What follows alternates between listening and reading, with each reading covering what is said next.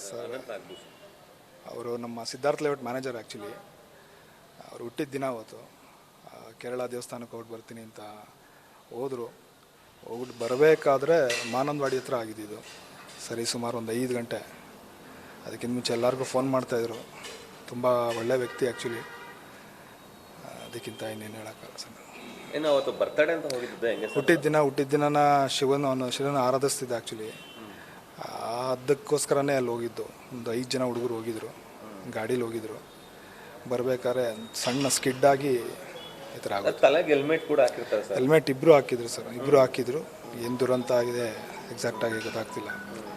ವೀಡಿಯೋದಲ್ಲಿ ಸ್ವಲ್ಪ ಕಾಣ್ತಾ ಇದೆ. ಸೊ ಅದು ಬಿಟ್ಟು ಸೀರಿಯಸ್ ಹೆಡ್ ಇಂಜುರಿ ಆಗುತ್ತೆ. ಸಡನ್ ಡೆತ್ ಆಯಿತು. ಹೌದು, ಸ್ಪಾಟಲ್ಲೇ ಆಗಿದೆ. ನಾವೆಲ್ಲ ಟ್ರೈ ಮಾಡಿದ್ದಾರೆ ಹುಡುಗರು, ಕರ್ಕೊಂಡೋಗಿ ಹಾಸ್ಪಿಟ್ಲೆಲ್ಲ ಮಾಡಿದ್ದಾರೆ. ಡಿಸ್ಟ್ರಿಕ್ಟ್ ಹಾಸ್ಪಿಟ್ಲಲ್ಲಿ ಏನೂ ಆಗಲಿಲ್ಲ ಸರ್. ಏನು ಸರ್ ಶಿವನ ಆರಾಧಕರು ಅಂತಿದ್ರು, ಅವತ್ತು ಬರ್ತಡೇ ಅಂತ ಬೇರೆ ಹೇಳಿದ್ರಿ. ಏನು ಹೆಂಗಿದ್ರು ಸರ್ ಅವರು ಮನೇಲೆಲ್ಲ?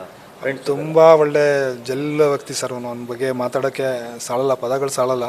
ಸಿದ್ಧಾರ್ಥ ಲೇಔಟಲ್ಲಿ ಬಂದರೆ ನಿಮಗೆ ಬಹುಶಃ ಆ ಬ್ರಾಂಚಲ್ಲಿ ಬಂದರೆ ಎಲ್ಲ ಗೊತ್ತಾಗುತ್ತೆ ನಿಮಗೆ.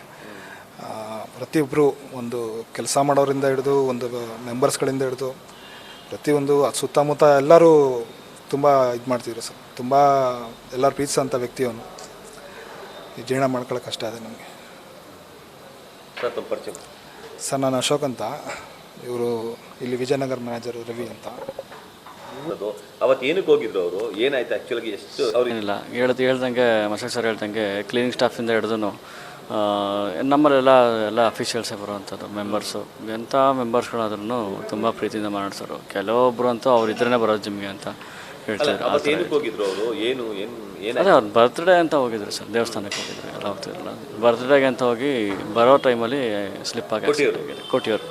ಕೋಟಿಯೂರಿಂದ ಬರುವಾಗ ಸ್ಲಿಪ್ ಆಗಿ ಆಕ್ಸಿಡೆಂಟ್ ಆಗಿದೆ. ಬಸ್ ಒಳಗಡೆ ಹೋಗಿದ್ದು ಸರ್. ಕೆಳಗೆ ಅದೇ ಆಪೋಸಿಟ್ ಬಸ್ ಬಂತಲ್ಲ, ಅದು ಹೊಡೆದು ಕೆಳಗಡೆ ಬಂಪರ್ ಹೊಡೆದು ತಲೆ ಇದಾಗಿದೆ.